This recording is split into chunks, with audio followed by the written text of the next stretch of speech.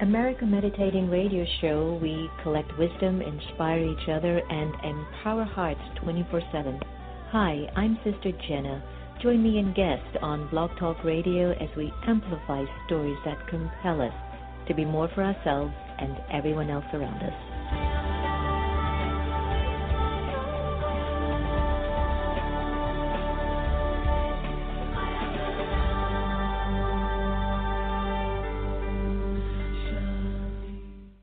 The Azar Foundation for Children of the World is an organization aimed to support women and children in need across the globe. We believe in empowering lives, strengthening minds, and providing programs that enrich health and education. The Azar Foundation was founded in 2003 and has been serving the world ever since. Visit us at our website at www.azar4children.org. That's www.azar4children.org to find out more information about our endeavors and join our mailing list. Remember, the smile and the cry of a child doesn't have any language. The Azar Foundation. Do you like to meditate? Have you tried to meditate? Have you struggled with meditation? Why don't you visit one of the Brahma Kumaris Meditation Center? Visit brahmakumaris.org. Blaylock Dialysis Center is a convenient state-of-the-art dialysis center in the Houston area, run by Dr. Panakin Patel. Relax in a comfortable environment while receiving quality care. Serving adults 18 to geriatrics, we are here to help you. Call 713-463-6611 for more information, or visit us at our website at www.blaylockdialysiscenter.com. Blaylock Dialysis Center, where helping you get well is our priority. Hello, everyone. This is Sister Jenna from the America Meditating Radio, and I'm excited to introduce to you Meditate the Vote. It's going to be a national campaign, and what we're asking for all of you to join us with is to raise the bar of conversation. Try to see in what way we can change our interpretation about who we are, what we are, and perhaps the direction in which we want this country to go in. Regardless of whoever becomes the next president in 2017, we are still responsible for the way that we want to move our lives. So could you join me and an alliance of friends around the country to meditate the vote?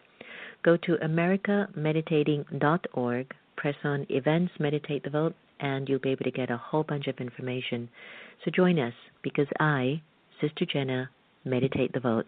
Hello, everyone, and welcome to America Meditating. I am your host, Sister Jenna, and yes, we must meditate the vote. And not only here, we've also gotten some messages from Great Britain where they were saying, I wish that we were meditating the vote before Brexit. And I can understand that we are definitely witnessing a time of great opportunity. Systems are changing, or at least because we are changing and our level of internal thinking and consciousness is changing. I think since the acceleration of technology, the way that we think, see ourselves, and see the world has massively changed in the last 10 years, in particular thanks to Steve Jobs. But what's been happening is there's a big separation going on with the soul, the spirit, and the human, and the physical world around us. And yet at the same token, there is a kind of an awakening or an awareness that we are all connected and we all come from the same seed, the same source, and that any injustice on one person halfway across the planet is an injustice on us. Dr. Martin Luther King expounded on that when he was receiving his Nobel Peace Prize in the 60s. So what I'm trying to share is that we are at a point of great internal soul checking. And as you know, there were recent bombings in Saudi Arabia. They claim it was failed. Istanbul, Dakar. That is signaling to us that there's something happening at a level of consciousness. There is something happening in the spirit. I wrote a piece today, and please look out for it on Huffington Post. Fear, the real terrorist. It's no longer about Islamic fundamentalism or about a religion or about a group that you might call ISIS or ISIL or Taliban, so whatever they're called anymore. But I think all of us are responsible for the condition that the world is in. And I think if we begin to look at the world and look at our own lives from the awareness of all, that we have all played a part in this. Every time you've had a moment of fear in your own life, every time you've had a moment of inadequacy or worthlessness, you're in a fear-based state, and that fear-based state is transmitting an energy of consciousness, a vibration of consciousness, which goes into the ethers, and that's hitting the mind or the consciousness of another person. And so the terrorism that I think when we look at our policies and look at the way that we're governing countries and communities and cities and our own families and lives, I'm really deeply inviting everyone to begin to look at our own fear factor and to what extent has this energy of fear become way to the norm in our way of thinking and being as people, where fear is now the way that we sell commercials or the way that we sell movies, where fear is a manipulation of the way that we distribute our information so that you can get attention. I went for my morning walk today, and I just so love doing this show with you all. I love it because I'm not doing America Meditating Radio anymore. At the beginning, maybe, I wouldn't say at the beginning, I would say maybe the first year. At the beginning, it was an intention about Sister Gita's healing through her cancer and having that conversation to share how through meditation she was able to really get her energy back. And then a year later, I was thinking, it would be so great if, the world came to know about America Meditating. And then 2 years later, we're like, okay, that's fine. But now, everybody, I'm like, I'm doing this show for my own healing. I really am. Each guest that we have on the show is teaching me something, and I'm glad that you are listening in and finding support and guidance and direction. I so appreciate that, and I think that it speaks volumes as to where I think we all need to go. I don't need a congregation anymore of 10,000 people, 20, 40, 50,000 people sitting in front of me to prove to the world that I've arrived or I'm good or I'm accepted. I just need to be true with where I'm at with you. That's my congregation. And so I hope I'm speaking to the choir this morning. Stay tuned. We're going to have the Honorable Mark W. Erwin on the air with us, and we're going to be having a heart-to-heart conversation, especially I think he's got a new book out, so we're going to be talking about that. You are listening to America Meditating Radio. Hi, this is Reverend Sylvia Sumter with Unity of Washington, D.C., and I'm here just to tell you how much I love listening to America Meditating with Sister Jenna. It's a fabulous show, fabulous guest, wonderful reading for Sister Gita. It's enough to feed your soul. It's a delight to the spirit. Hope you'll tune in. Point of focus. Taking just a minute. Gently, I bring my energy away from the external. I bring all my attention up through my body to a point in the middle of my forehead, just above and behind the eyes, towards a single point of focus inside. I now look through my eyes as if they are windows.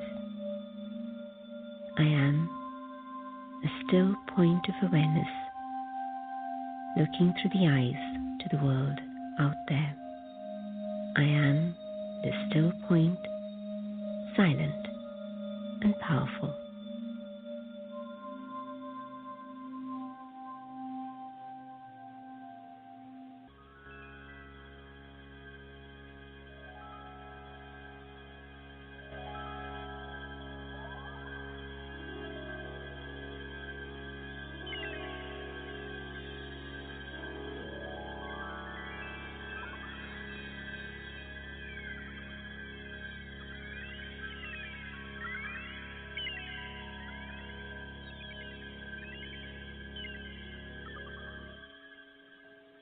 just close my eyes again.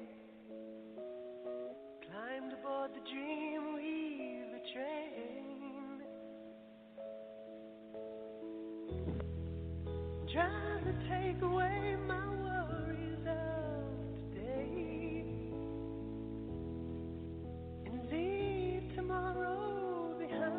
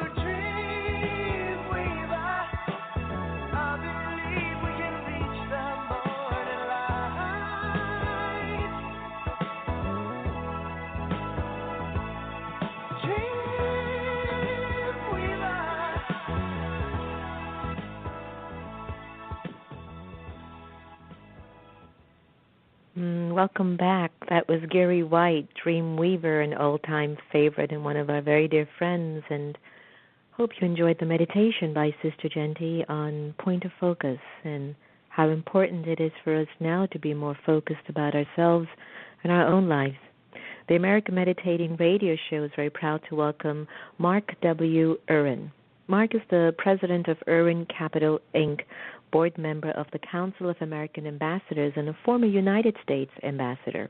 Mark is also a philanthropist, an ordained lay minister, and the recipient of many honors, including an Honorary Doctorate in Humane Letters, several Honorary Knighthoods, and the Order of the Longleaf Pine. Very busy ambassador.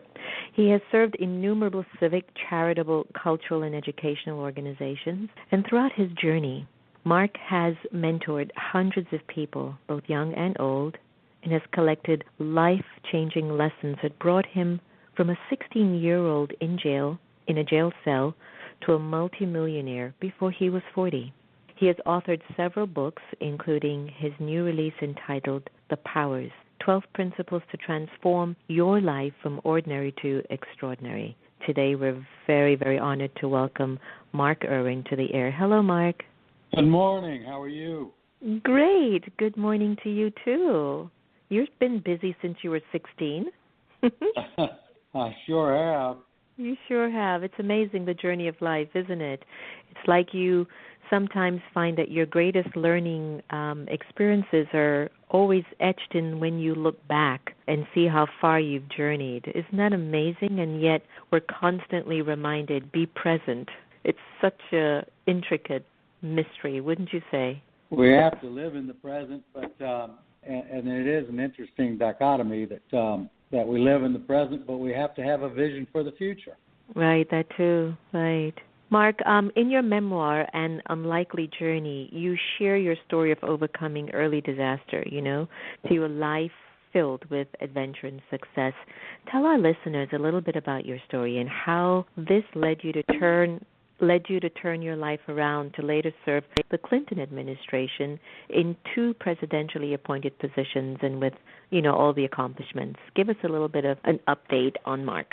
Well, as you pointed out, I had kind of a rough beginning, but it was interesting in that unlike most people who go from rags to riches and tell their story of success, I went from riches to rags. I was very wealthy in the last generation before me, and unfortunately my mother and the rest of her family went through all the money, and by the time I was a teenager, I was resentful and bitter and rebellious and just didn't think life was being very fair to me. And so at 16, I was a juvenile delinquent and found myself sitting in jail waiting for sentencing, and that's where I met the Lord, my Lord. I reached out to him, our Lord, right. Our Lord. I reached out to him, and I asked him to forgive me. I told him I was ashamed of myself, and I asked him to take my hand and lead me to a better life. And something came over me, and I knew that he was there with me. It was something inexplicable, but he was there with me. And sure enough, within a week, I went before the judge, and the judge said, I'm going to sentence you to 4 years in jail until you're 21 years old, but I'm going to give you a different choice. I'm going to allow you to go in the military for the same 4 years if you think you can get your life back together. And I looked up at the sky and thanked our Lord and thanked the judge and went in the military. And the military did a great job of knocking the chip off my shoulder and teaching me about discipline and self-discipline and self-respect. And that was the foundation for me to turn my life around. And at age 18, I set a vision for myself, and that was to restore my family's wealth and status in the community or prestige. And then I set a goal that I would be a millionaire before I was 40. And I had no education. I had 3 more years to serve in the military. Right. But the chip was gone, and I was on the right path. And so through the powers that I talk about in my new book, I was able to achieve success far beyond any expectation that I might have had. And it was a much more significant success because it started out related to money and position, but it ended up related to faith and family and mentors and friends and service and all of those great things that make us better human beings. All because of a vision. And look at where it has taken you. Now you have another book, The Powers, 12 Principles to Transform Your Life from Ordinary to Extraordinary. Is it just your whole life that inspired you to write this book, or was there something specific that brought these words or these thoughts to paper that's now becoming a bestseller? My granddaughter started me on this path about 4 years ago. She said, "Granddaddy, I want you to write a book for me," because I had written 4 other books at the time, and she wanted me to write one for her. And I started thinking about it, and I realized that the one thing that I needed to do was to create a legacy that would pass on to future generations, not just in my family, but in all families. And I had been following the works of many other inspirational writers for many years, and so I decided to take on the project of paying it forward and leaving something as a legacy to those people that will never know me, that if they read it and if they pay attention, it might change their life. I'll tell you a quick interesting story, if I may. Yesterday, I'm in Charlotte, North Carolina, and yesterday President Obama and Hillary Clinton came to town, and I was able to spend a few minutes with them before they spoke to a large crowd.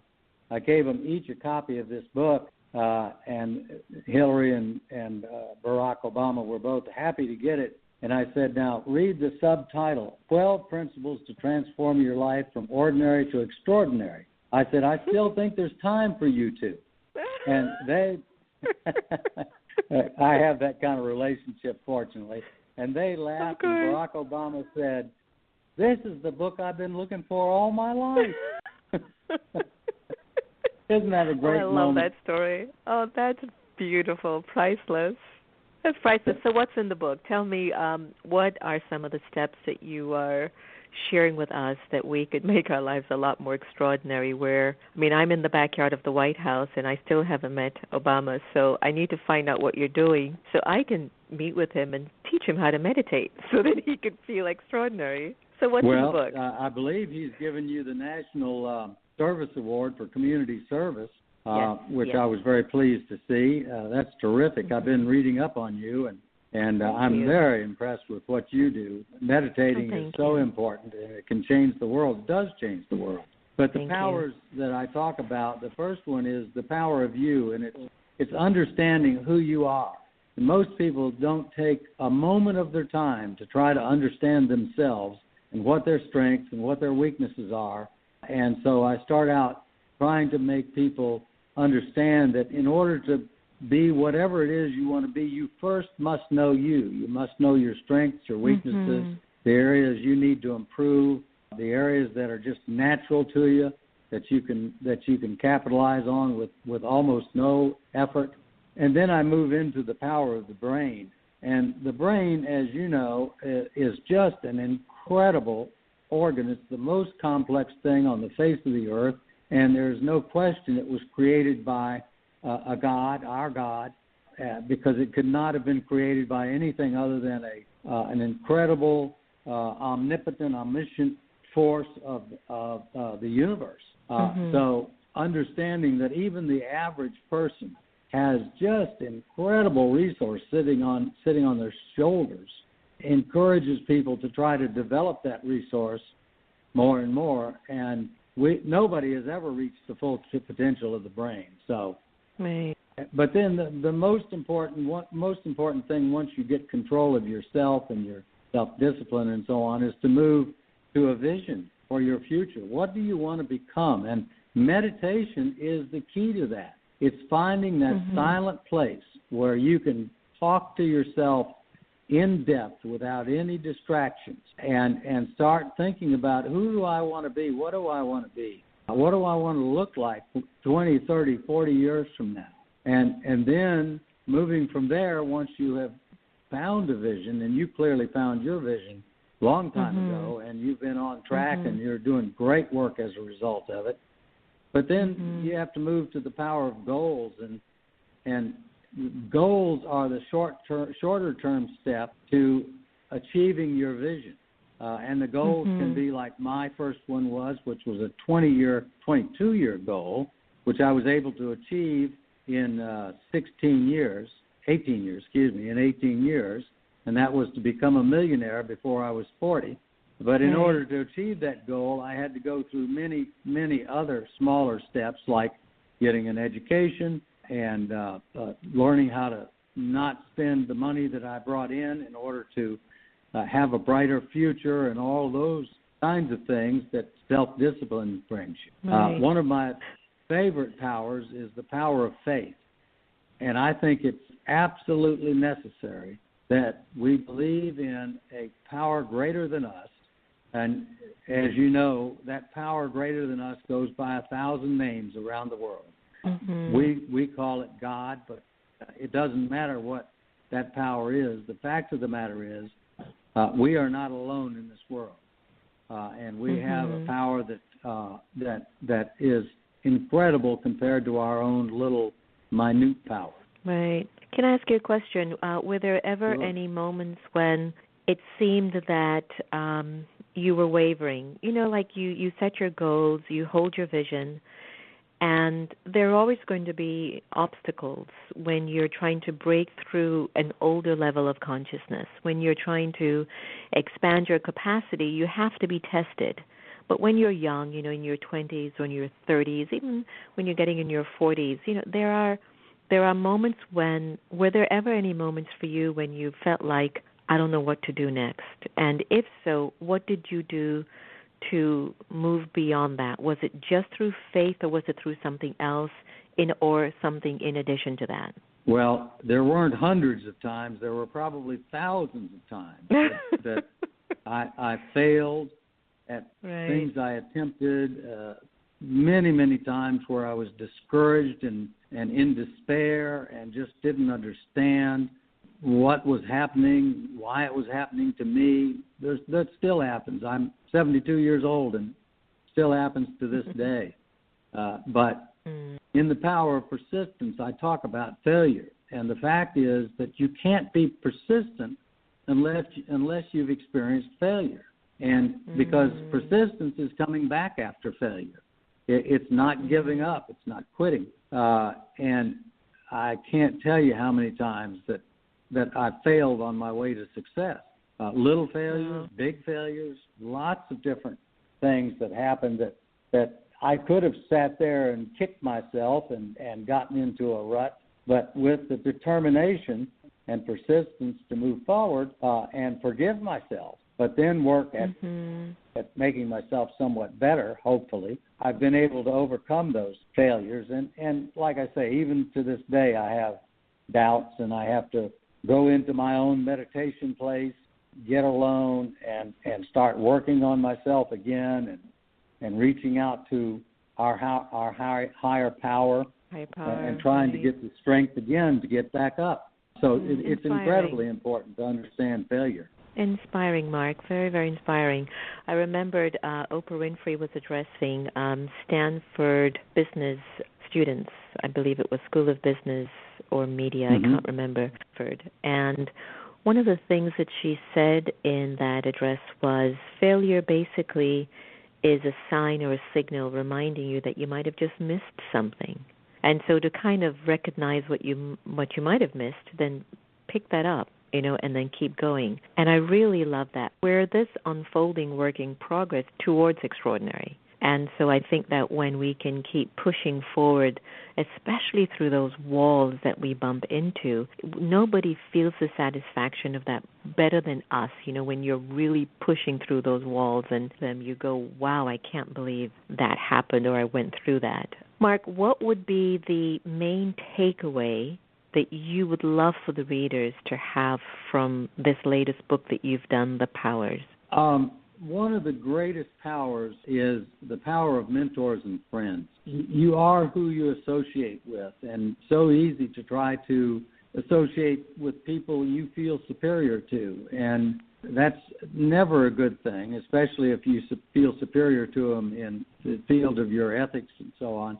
But become friends and develop as mentors people who you admire and respect.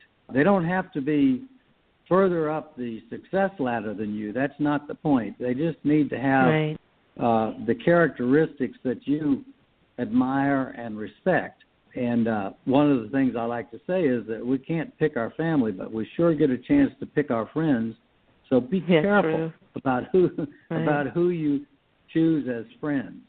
And I think that's an incredible power. And then the power of service. In order to achieve any great success in life, you have to be willing to serve others. You have to be willing to share your wealth, your benefits that you've been able to achieve, your wisdom with others. Because that gets you outside of yourself. And so many people get so caught up in themselves, they don't care about others. When that happens, you're doomed to failure, whether you become an outward failure or an inward failure. You're doomed to failure when you just get too caught up with yourself. I like that. I like that very much. I love that very much. Mark, looking back at life, what has been your main life lesson that you would like to leave our up-and-coming millennials? I guess the main thing that I would say is that it's all up to you. It doesn't matter where you came from, what your skin color is, whether you're straight or gay, whether you're tall or short, whether you're brilliant or average in intelligence. It's all up to you. If you decide that you're going to become something and you set your vision and work on your goals, you will become something. One of the things I do in the book is I talk about people who were average or even below average intelligence level, people who have severe handicap, and yet they've been able to go on and achieve great success in their field. There's a piano player, Tony DeBlois, who is autistic and blind from birth, and he knows 10,000 songs by heart, and he plays 21 musical instruments. And he's an incredible human being and one of the dearest people I've ever met, one of my absolute best friends. And so he proves the point that you don't have to be extraordinary to become extraordinary. I like that. Gives us hope. I love that. It's really a matter of the spirit, isn't it, Mark? Like, you've got to be spirited. I came across a quote by Brian Bacon from Oxford Leadership. You should definitely give him a visit. Brilliant thinker in organizational leadership. And there was something on his Twitter handle that spoke something about, like, you can find inspired leaders. You can find somebody who is skilled, but not inspired. And eventually they're just going to drain your company. But find somebody who is inspired and educate them how to be skilled, and you're going to get an expanded company. The company is going to thrive. So basically what I'm picking up from you, it's like, how do you, inspiring a spirit, inspiring a person to believe in themselves is what's needed to really become extraordinary. Because some of the most educated, most fortunate individuals are just not inspired. They're just going day by day. What would you say might be that little spark that could inspire somebody who really wants to get inspired so that they could do something more with their lives? Any thoughts on that? I love that thought. That's a wonderful thought, and I'm going to spend some more time on that thought. Yeah. I've written down this fellow Brian Bacon's name, and I'm going to research it. But you're exactly right. It doesn't take, inspiration is a gift, just like all the other gifts that we're given. And finding a way to get yourself inspired, and some people are inspired by fear. Other people, fear of failure. Other people are inspired by dreams of greatness in whatever it is. It doesn't have to do with money. It can do with talent, anything else. But that is so right. I just think that's so wonderful that it is the inspiration that turns an ordinary person to an extraordinary person. Exactly. I think it's so important. Mark, I want to tell you, I just enjoyed our conversation. Thank you so much for joining us on the air. And is there a website that our listeners can contact you or get a copy of the book if they have any questions they could write to you? Absolutely. My website is www.mark-w-erwin, markerwin.net. To get the book, it's in Barnes & Noble. You can go online to Amazon or Barnes & Noble and just type in The Powers, Mark Erwin. It'll take you right to the book. And I'd love to hear from your listeners. And this has just been a wonderful pleasure, Sister Jenna, being with you this morning. Thank you so much. Same here, Mark. All the very best. Take good care. You too. So I hope all of you are listening to our conversation this morning with Mark. You can even be born under privileged backgrounds and still mess up. But in your messing up, there might be a moment, a crack, a window of inspiration where you feel that, come on, God, there's got to be more to me than this. And to set a goal and set a vision. I remembered my very dear friend Portia Davidson said, you might have goals and they change, but vision will never change. It's a part of you. It's in you. And so to hold that vision, my friends, so strongly that you really feel like it's really moving you towards your final destination, because vision it's important. We've got to live. Energy has to move, right? And we are here as energy. We are souls, and we're playing our parts out in this world drama called life. And in doing so, we are building our capacity, and we are expanding our capacity. So hope you've enjoyed our conversation with Mark W. Erwin. Please go to mark-w-erwin.net for more information. And thank you for joining us on the air today. Remember, no one can take away your happiness unless you give them permission. And we are here to what? To love each other the same. Look out for my latest article on fear the real terrorist, and let me know what you think and share it. Please remember to meditate the vote. Just go to meditatethevote.com. There's a lot going on, but only because time is signaling us. Do something good.